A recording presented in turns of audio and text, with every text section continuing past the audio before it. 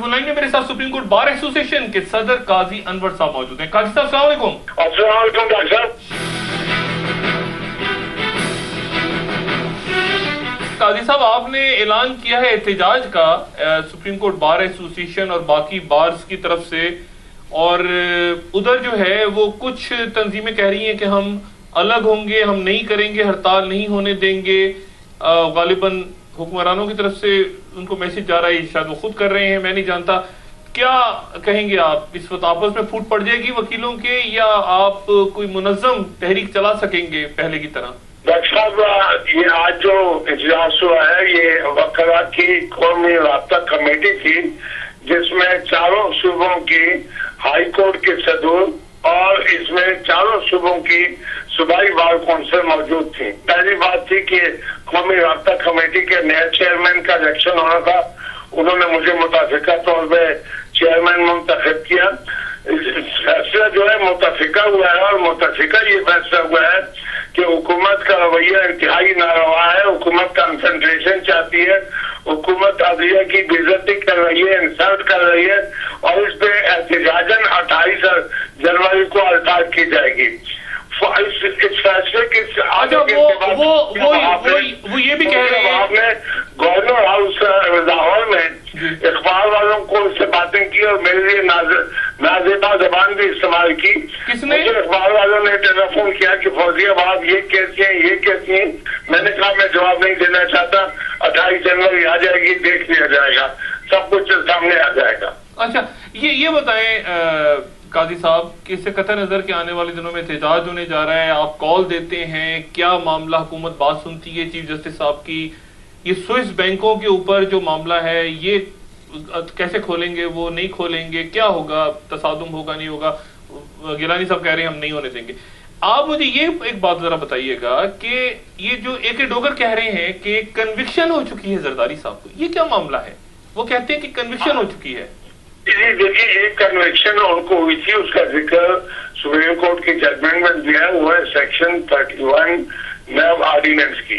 ये असल में पेश में हुए थे एक केस में, इनको एब्सकॉन्डर डिक्लेयर किया गया और फिर इनको 3 साल की कैद दे दी गई।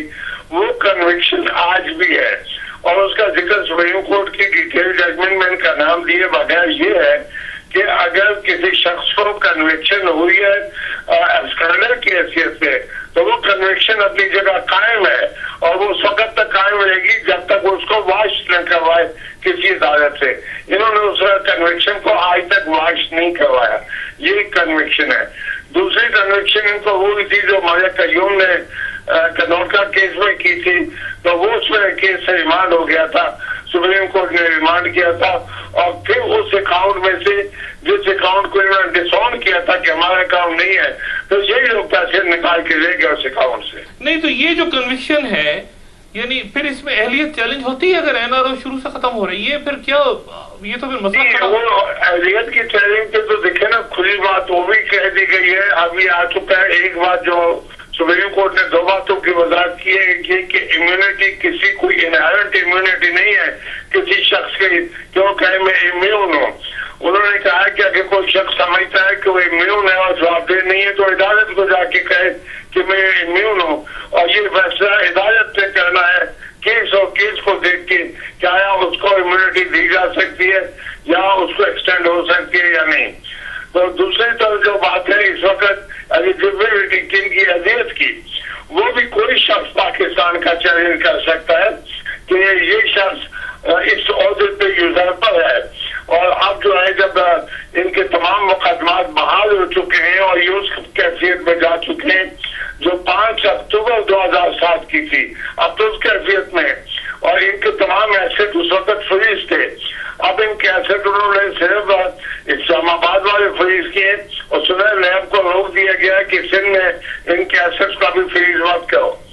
तो इनके एसेट्स तो सारे फ्रीज थे, इनकी शुगर मिलें फ्रीज थी, इनके जो बैंक अकाउंट थे वो फ्रीज थे, और बाहर भी फ्रीज थे, और पाकिस्तान में भी, वहां भी आजाद करवा ली है, यहाँ भी आजाद करवा ली, और मसले इस अदालत पे वो बैठ भी गए। यानी काजी साहब ये बताएं, आखिर में आपसे वजह चाहूंगा कि इस डिटेल जजमेंट के नतीजे में ये जो जजमेंट आई है